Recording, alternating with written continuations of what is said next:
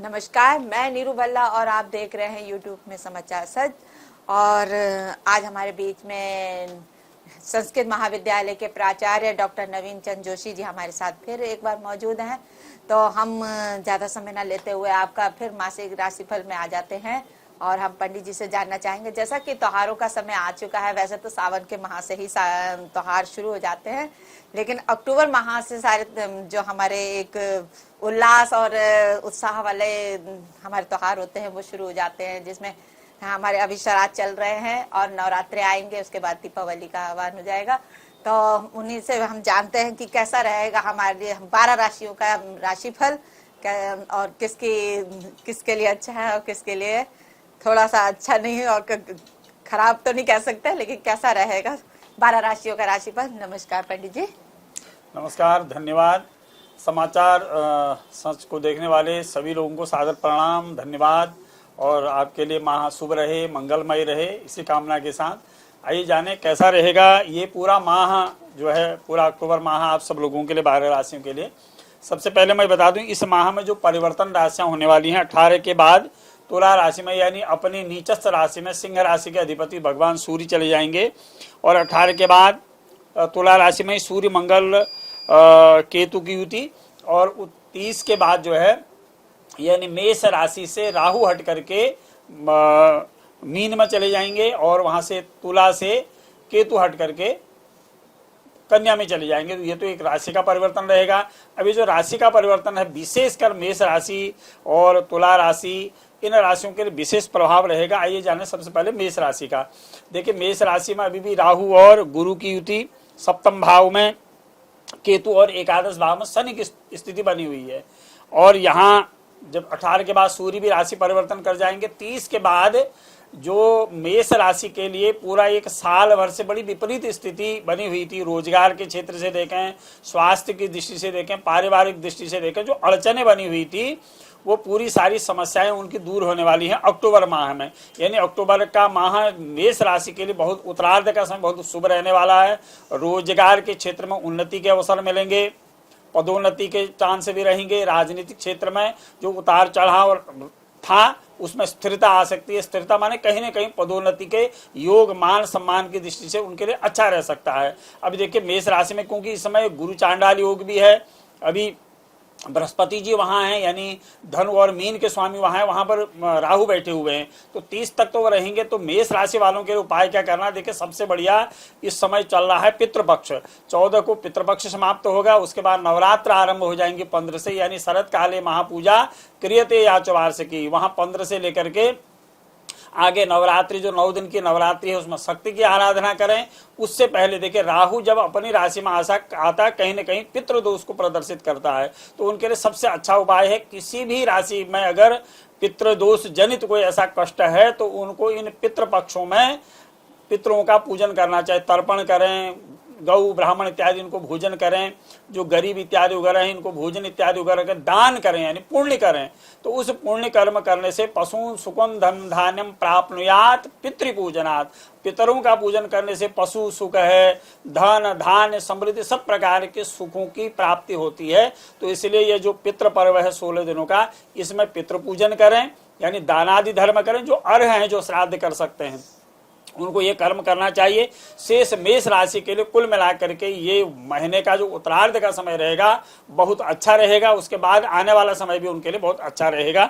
अगली राशि देखिए, वृष राशि। राहु का परिवर्तन होगा तो वृष राशि के लिए भी निश्चित है कि उत्तरार्ध का समय बहुत अच्छा रहेगा।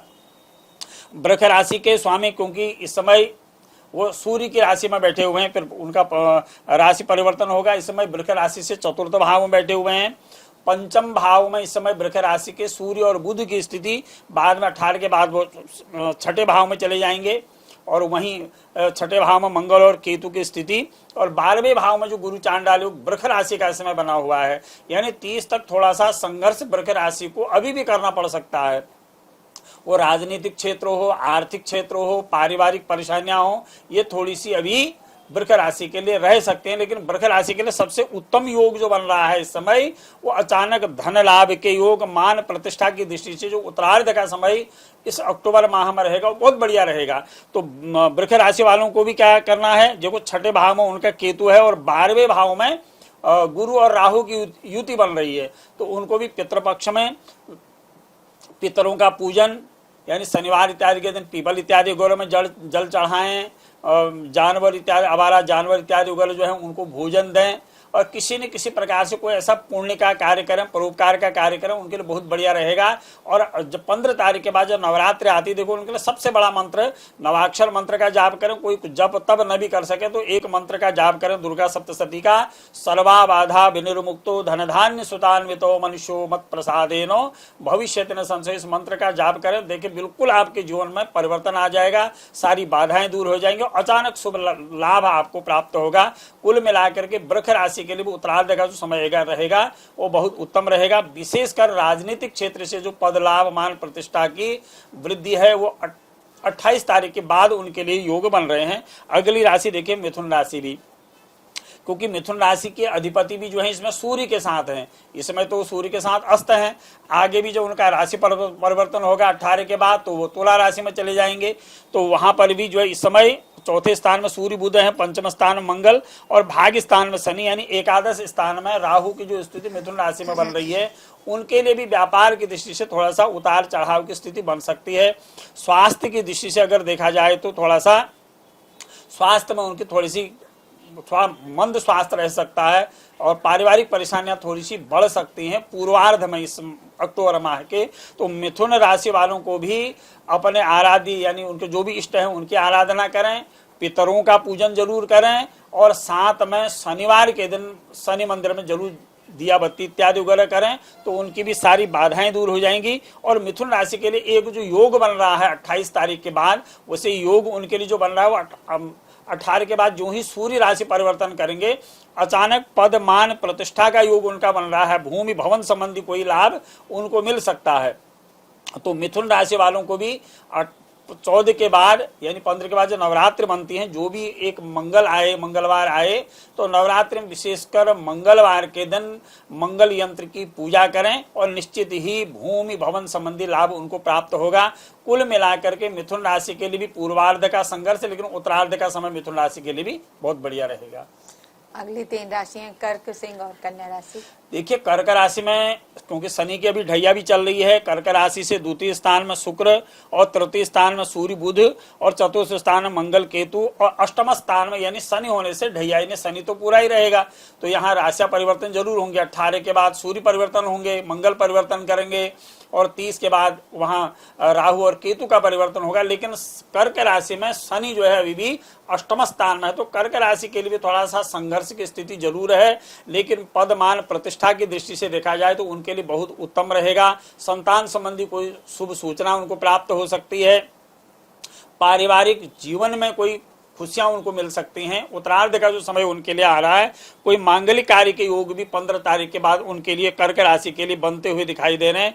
कोई रुका हुआ कार्य, कोई विशेषकर कर्क राशि के लिए 28 अक्टूबर के बाद का जो योग बन रहा है, अगर कोई लंबा विवाद न्यायालय में अगर पड़ा है तो उसके सुलझने के आसार बन रहे हैं। उसके लिए उपाय उनको क्या करना है, नवरात्र में 9 दिन में एक किसी भी दिन, अष्टमी हो, पंचमी हो या विजयादशमी, किसी भी एक दिन भगवती का एक संपुट कराएं, उसमें सर्वा बाधा विनिर्मुक्तो धन धान्य सुतान्वितो मनुष्यो मत प्रसादेनो भविष्यति न संशय, इस मंत्र से माँ भगवती का दुर्गा सप्तशती का संपुट पाठ कराएं, देखिए उनकी सारी बाधाएं दूर हो जाएंगी। कुल मिलाकर के कर्क राशि वालों को इस माह में कोई मोती की माला या सफेद कोई वस्तु धारण कर रहे हैं तो उनके लिए शुभ लाभ रहेगा। कुल मिलाकर के अक्टूबर का माह कर्क राशि के लिए बहुत अच्छा रहने वाला। अगली राशि देखिए सिंह राशि। सिंह राशि के अधिपति जो भगवान सूर्य हैं, इस समय बुध की राशि में बैठे हुए हैं, और उसके तुरंत बाद 18 में अपनी नीचस्थ राशि यानी शुक्र की राशि तुला में चली जाएंगे, यानी भगवान सूर्य का वहां परिवर्तन होगा। इस समय तो अभी सिंह से वो द्वितीय भाव में है। तृतीय में मंगल और सप्तम स्थान में शनि और भाग्य स्थान में देवगुरु बृहस्पति और राहु की स्थिति बन रही है। देखो 30 के बाद सिंह राशि में भी, सिंह राशि भी 1-1.5 महीने से थोड़ा संघर्षमय बनी हुई है, विशेषकर रोजगार क्षेत्र से उनके लिए भी परेशानियां, पदोन्नति में बाधा, पारिवारिक जीवन में तनाव उत्पन्न होना, मानसिक तनाव ज्यादा होना, स्वास्थ्य की दृष्टि से शिथिलता उनके में बनी हुई है। तो सिंह राशि के लिए सबसे पहले तो, क्योंकि इस समय बुध की राशि में सूर्य हैं, आगे आगे जाकर के सूर्य भगवान अपनी नीचस्थ राशि में चले जाएंगे, तुला में चले जाएंगे। एक तो उनके लिए अपनी राशि के स्वामी सूर्य की आराधना करें, आदित्य हृदय स्तोत्र का पाठ करें। 30 के बाद जो ही राहु भाग्य स्थान से हट जाएंगे तो देवगुरु बृहस्पति जी वहां रह जाएंगे। तो भाग्य स्थान में जब सिंह राशि के देवगुरु बृहस्पति जी रहेंगे तो पंचम स्थान, सप्तम स्थान और नवम स्थान को जब वो देखेंगे तो देवगुरु बृहस्पति जी की जो दृष्टि सिंह राशि में पड़ेगी, अचानक उनके लिए लाभ का योग बना देगा। पदमान प्रतिष्ठा में वृद्धि होगी। रोजगार क्षेत्र में विशेषकर युवाओं के लिए रोजगार के क्षेत्र में जो उनकी बाधाएं अभी तक बनी हुई थी, निश्चित है कि वो 30 तारीख के बाद उनके लिए बड़ा सुंदर योग आने वाला है। तो सिंह राशि के भी जातकों को क्या करना है, भगवान सूर्य की आराधना करनी है, नवरात्रि मां भगवती की आराधना करें, नवाक्षर मंत्र का जाप करें। और जो लोग श्राद्ध करते हैं, यानी जिनके माता पिता नहीं वही अपने पितरों का पूजन करते हैं, तो यहाँ उनको विशेषकर प्रतिपदा से लेकर के अमावस्या पर्यंत तक रोज तर्पण करें और गाय को गौग्रास दें। देखिए आपके घरों में जो जिस प्रकार की कोई पैतृक बाधा, दैविक बाधा, वो निश्चित ही दूर हो जाएगी। कुल मिलाकर के अक्टूबर माह सिंह राशि के लिए उत्तरार्ध बहुत शुभ रहने वाला है। अगली राशि देखिए कन्या राशि। कन्या राशि के अधिपति जो बुध हैं वो कन्या राशि में ही बैठे हुए हैं। आगे जाकर के सूर्य राशि परिवर्तन करेंगे तो बुध भी राशि परिवर्तन कर देंगे, लेकिन कन्या राशि के स्वामी बुध जो हैं इस समय वहां पर अस्त हैं। और द्वितीय स्थान में मंगल और केतु की स्थिति, षष्ठ भाव में शनि और अष्टम भाव में जो गुरु और राहु की स्थिति बनी हुई है, व्यय भाव में जो शुक्र की स्थिति बनी हुई है। कन्या राशि के जातकों के लिए भी जो विशेषकर व्यापार से जुड़े हुए जो लोग हैं उनको थोड़ा सा सावधानी बरतनी चाहिए कि कम से कम 18 अक्टूबर तक कोई बहुत बड़े व्यापार में इन्वेस्ट ना करें। अगर इन्वेस्ट करें तो किसी अच्छी ज्योतिषी से परामर्श जरूर करें, तो उनके लिए थोड़ा सा व्यापार में हानि के योग बन सकते हैं इससे पूर्व। लेकिन 18 के बाद का जो योग उनके लिए बन रहा है कन्या राशि के लिए अच्छा रहेगा। पदमान प्रतिष्ठा की दृष्टि से भी शुभ रहेगा और राजनीतिक क्षेत्र से के लिए भी 28 अक्टूबर के बाद जो ग्रहों की योग उनकी बन रही है, तो अचानक कन्या राशि में अचानक बहुत पदमान प्रतिष्ठा में वृद्धि के योग बन रहे हैं। भूमि भवन संबंधी कोई लाभ कन्या राशि में हो सकते हैं। कन्या राशि के जातकों को भी विशेषकर जो नवरात्र वाला पक्ष आएगा उसमें मां भगवती की आराधना तो करें ही, साथ में हनुमान जी की आराधना करें। मंगल शनिवार के दिन सुंदर कांड का पाठ करें। देखिए आपके घर की सारी बाधाएं दूर हो जाएंगी, क्योंकि कुछ ग्रहों के योग आपके जो बन रहे हैं तो उनमें जो है अष्टम स्थान में गुरु और राहु का जो योग बन रहा है, तो ये थोड़ा पारिवारिक परेशानियों का योग पूर्वार्ध में आपको दे सकता है। तो इसलिए नवरात्र में मां की आराधना करने के साथ साथ शनि और मंगलवार के दिन हनुमान जी की भी आराधना करें। नासे रोग हरे सब पीरा, जपत निरंतर हनुमत वीरा। हनुमान जी में ये शक्ति है कि सभी प्रकार के कष्टों को दूर कर सकते हैं। तो कुल मिलाकर के उत्तरार्ध का समय कन्या राशि के लिए बहुत अच्छा रहेगा। अगली 3 राशियां तुला, वृश्चिक और धनु। देखिए तुला राशि में भी, क्योंकि तुला राशि में केतु बैठे हुए हैं, तुला राशि से ही ठीक सप्तम स्थान में गुरु चांडाल योग, यानी देवगुरु बृहस्पति जी और बृहस्पति जी के साथ राहु बैठे हुए हैं। 30 तारीख को दोनों राशि परिवर्तन कर देंगे। तुला राशि से केतु हट जाएंगे और मेष राशि से राहु हट जाएंगे। यानी तुला राशि भी 1-1.5 साल से जो बहुत ज्यादा संघर्ष कर रही है, पदमान प्रतिष्ठा के लिए बहुत ज्यादा संघर्ष उनको करना पड़ रहा है, भूमि भवन संबंधी पारिवारिक परेशानियां हैं, मानसिक तनाव की जो स्थिति बनी हुई है, ये एकदम परिवर्तन होने वाली है 28 के बाद। यानी 30 से जो ही राशि परिवर्तन होगा तो उसका पूर्व में ही फल मिलना उनको आरंभ हो जाएगा। उत्तरार्ध का जो समय तुला राशि के लिए रहेगा वो अत्यंत शुभ रहने वाला है। एक तो नंबर 1 रोजगार की दृष्टि से उनके लिए स्थायी योग बन रहे हैं। कोई स्थायित्व नौकरी में प्राप्त हो सकती है, रोजगार के क्षेत्र में कोई अच्छा रोजगार प्राप्त हो सकता है, पदमान प्रतिष्ठा में वृद्धि हो सकती है। भूमि भवन संबंधी अगर कोई ऐसा विवाद है तो उस विवाद के सुलझने के आसार ग्रहों के योग तुला राशि में बन रहे हैं। लेकिन तुला राशि में क्योंकि जब तक अभी केतु और मंगल की युति रहेगी, स्वास्थ्य संबंधी पूर्वार्ध में उनको परेशानियां हो सकती हैं।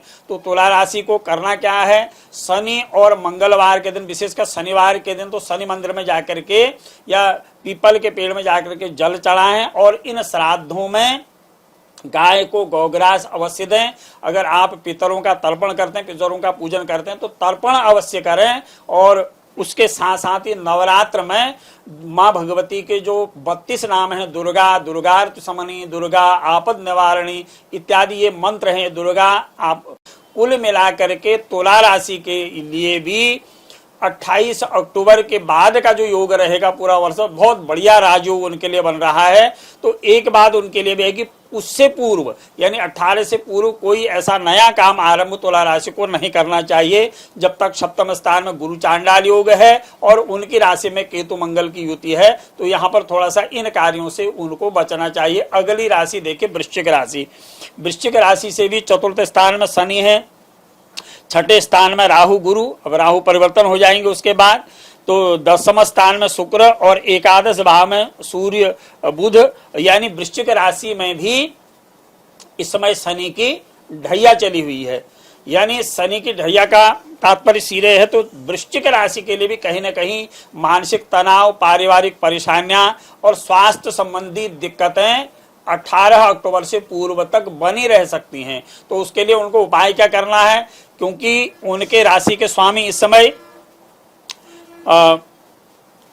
उनकी राशि से, क्योंकि छठे भाव में यानी मंगल की स्थिति जो है इस समय, और दूसरा उनकी राशि में जो शनि की ढैया अष्टमस्त शनि है, स्वास्थ्य में और पारिवारिक परेशानियां उनके लिए हो सकती हैं। तो उनको सबसे पहले ये ध्यान रखना है कि अपनी राशि के जो स्वामी मंगल हैं, मंगलवार के दिन मंगल यंत्र का पूजन जरूर करें। मंगलो भूमिपुत्रश्च ऋणहर्ता धनप्रद, इस मंत्र का जाप जरूर करें।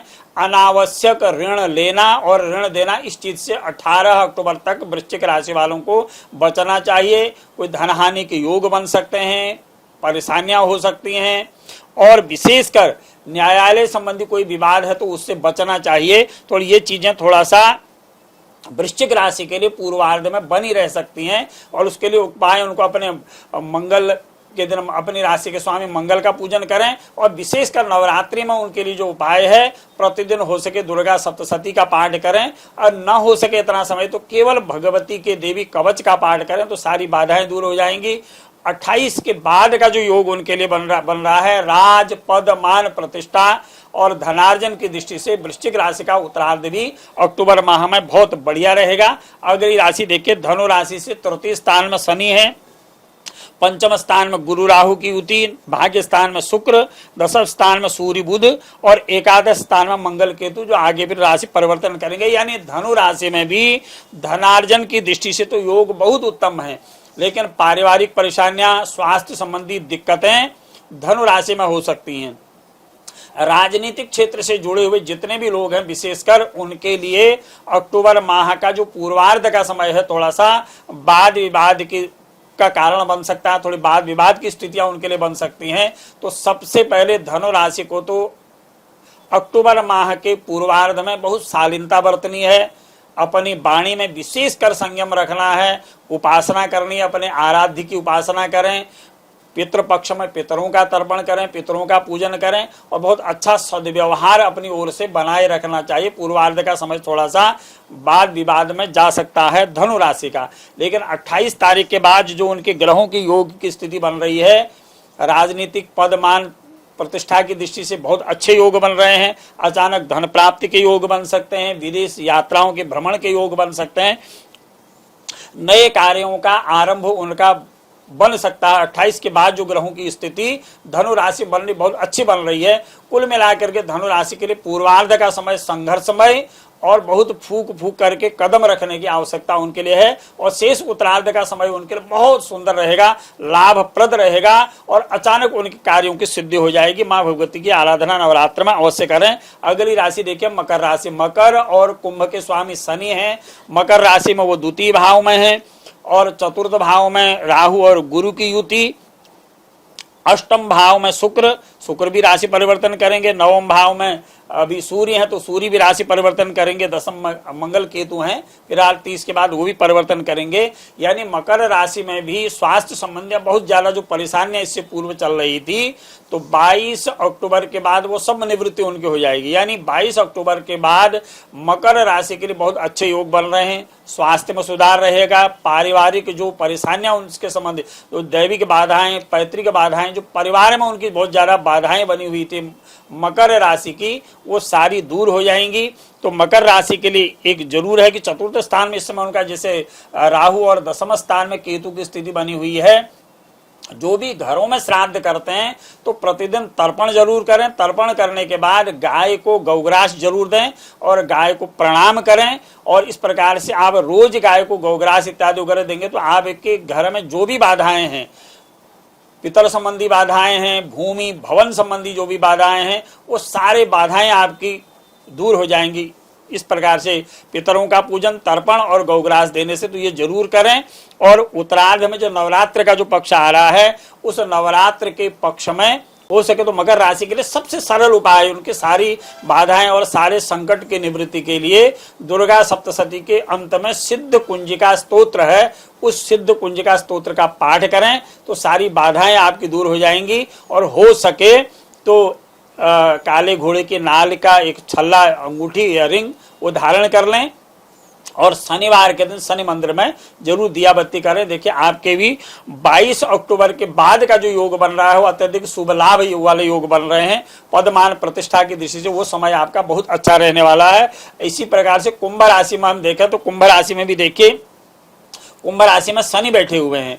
थोड़ा सा शनि उनकी प्रतिकूलता इस समय उनकी बनी हुई है। संतान संबंधी व्यर्थ चिंताएं हो सकती हैं, पारिवारिक परेशानियां हो सकती हैं। तो कुंभ राशि के लिए अभी जो पूर्व में से जो बाधाएं बनी हुई थी, जो परेशानियां बनी हुई थी, अभी वो 10-15 दिन इस अक्टूबर माह में भी उनकी रहेंगी। तो उसके लिए उनके उपाय क्या करना है कि एक तो शनिवार के दिन शनि मंदिर में जरूर जाएं और नीलांजन समाभासम रविपुत्रम यमाग्रजम छाया मारतंड संभूतम तम नमामिम शनिश्चरम, इस मंत्र से भगवान शनि देवता को प्रणाम करें। जो भी आवारा जानवर इत्यादि वगैरह हैं उनको भोजन अन्न इत्यादि वगैरह दें। और कहीं तालाब इत्यादि वगैरह में जाएं तो वहां मछलियों को दाना जरूर डालें शनिवार के दिन। देखिए आपके घर की सारी बाधाएं अला बलाएं सारी दूर हो जाएंगी। साथ में नवरात्र में क्योंकि अष्टम स्थान में सूर्य, उसके बाद सूर्य राशि परिवर्तन करेंगे, तो कुंभ राशि के लिए जो पूर्वार्ध का समय जितना कठिनता का है, उत्तरार्ध का समय इस अक्टूबर माह में उनके लिए अचानक लाभप्रद रहेगा। राजनीतिक क्षेत्र से जुड़े हुए लोगों के लिए तो ये बहुत अच्छा कोई न कोई योग लाभ इस अक्टूबर माह के उत्तरार्ध में, यानी जो शारदीय नवरात्र हैं उसमें निश्चित ही उनको लाभ मिलेगा। तो विशेषकर उनके लिए भी नवरात्र में यह है कि भगवती की आराधना करें। शरद काले महापूजा क्रियते या च वार्षिकी, क्योंकि शरद काल के नवरात्र में ही भगवती की आराधना का सर्वश्रेष्ठ फल मिलता है और सबसे बड़ा महत्व ही शरद काल की पूजा का है। तो इसलिए उसमें भगवती के नव दुर्गा की आराधना जरूर करें तो आपको लाभ मिलेगा। कुल मिलाकर के कुंभ राशि के लिए भी उत्तरार्ध का समय बहुत अच्छा रहेगा। अगली राशि देखिए मीन राशि। मीन राशि के अधिपति जो देवगुरु बृहस्पति जी हैं वो मंगल की राशि में इस समय बैठे हुए हैं राहु के साथ, जो 30 तारीख को बदल जाएंगे। यानी इस समय जो मीन राशि में, मीन राशि के स्वामी देवगुरु बृहस्पति जी राहु के साथ युति करे बनाए हुए हैं। बाद में क्योंकि शनि की 7.5 भी है, 30 के बाद मीन राशि में ही राहु आ जाएंगे। यानी मीन राशि के स्वामी मेष में और मीन राशि में राहु की युति हो जाएगी। और इधर सप्तम भाव में सूर्य और अष्टम भाव में केतु, उसके बाद केतु भी राशि परिवर्तन करेंगे। और देखिए मीन राशि में सबसे इस समय जो प्रतिकूलता बनी हुई है, व्यय भाव, व्यय स्थान में शनि बैठे हुए हैं। तो शनि की 7.5 भी है, तो व्यय स्थान हानि करो जीव स्थान वृद्धि करी शनि। शनि जहां पर बैठते हैं उस स्थान की वृद्धि करते हैं। स्थान हानि करो जीव, बृहस्पति जी जहां बैठते हैं तो उस स्थान की हानि, लेकिन जहां देखते हैं वहां बहुत बढ़िया करते हैं। तो शनि जहां पर बैठे हुए हैं तो देखिए व्यय स्थान में बैठे हुए तो व्यय की अधिकता निश्चित होगी। तो उसमें मान सम्मान का व्यय है, धन का व्यय है, व्यर्थ भ्रमण होना, ये तमाम कई चीजों की परेशानियां पूर्वार्ध में बनी रह सकती हैं मीन राशि के लिए। अब मीन राशि में तो ग्रहों की स्थिति थोड़ी सी प्रतिकूलता है। मीन राशि वाले ये जरूर ध्यान रखें कि इस माह में कोई नया भूमि भवन या वाहन इत्यादि वगैरह अगर खरीदना हो तो उससे पूर्व किसी अच्छे ज्योतिषी से परामर्श किए बिना नहीं खरीदें। तो ये उनको थोड़ा सा प्रतिकूलता रह सकती है, ग्रहों की प्रतिकूलता है। और विशेषकर जो उनको आराधना करनी है, देखिए शनि की 7.5 है, तो शनिवार के दिन शनि मंदिर में जाकर के शनि का जप करें, शनि की पूजा करें। तो शनि का जो दोष है वो दूर हो जाएगा। साथ में नवरात्र में विशेषकर उनके लिए जो मीन राशि वाले जो भी जातक हैं, अगर एक अपने हाथ से अगर ये उपाय प्रतिपदा से लेकर के यानी 15 से लेकर के नवमी पर्यंत अगर वो रोज दुर्गा सप्तशती के एकादश अध्याय का बाल रविद्युत बिंदु किरीटाम ये श्लोक से लेकर के अंतिम श्लोक चक्का सर्वाबाधा प्रशमनम त्रैलोक्या कलेश्वरी, यहाँ तक है। आगे इसका भी फलाध्याय है देवी वाचों से आगे को। तो इन श्लोकों का पाठ अगर वो रोज करें तो उनकी सारी बाधाएं दूर हो जाएंगी। साथ में नवरात्रि के लिए उनके लिए एक विशेष उपाय भी है। अगर वो उपाय करें तो धन धान्य की समृद्धि उनके लिए बनी रहेगी। वह है श्री सूक्त का पाठ और श्री सूक्त का होम। तो कुल मिलाकर के मीन राशि के लिए पूर्वार्ध का समय थोड़ा सा कठिनता जरूर हो सकती है, लेकिन उत्तरार्ध का जो पक्ष आएगा यानी 15 के बाद जो नवरात्र आएंगी, 18 के बाद सूर्य राशि परिवर्तन करेंगे और उसके बाद कुल मिलाकर के मीन राशि के लिए भी बहुत अच्छे राजयोग बनेंगे। लेकिन उनके लिए जो उपाय बताए हैं उपायों को जरूर करें। आप सभी 12 राशियों के लिए ये माह शुभ रहे, मंगलमय रहे और सभी की बाधाओं को माँ भगवती गिरिजा दूर करे, ऐसी कामनाएं। धन्यवाद। तो जैसा कि पंडित जी आपने बताया कि इस समय पितृपक्ष चल रहा है, मेरे अंदर भी एक जिज्ञासा है, लोगों के अंदर भी होगी। तो जैसा कि बोलते हैं कि जो ये 15 दिन के पितृपक्ष चलते हैं, इसमें क्या पंडितों को ही जो भी देना लेना दान पुण्य जो होता है करें या जरूरतमंदों को भी कर सकते हैं? बहुत अच्छा प्रश्न किया। मैं समझता हूँ ये प्रश्न पूरे भारतवर्ष के लिए बहुत श्रेष्ठतम प्रश्न है।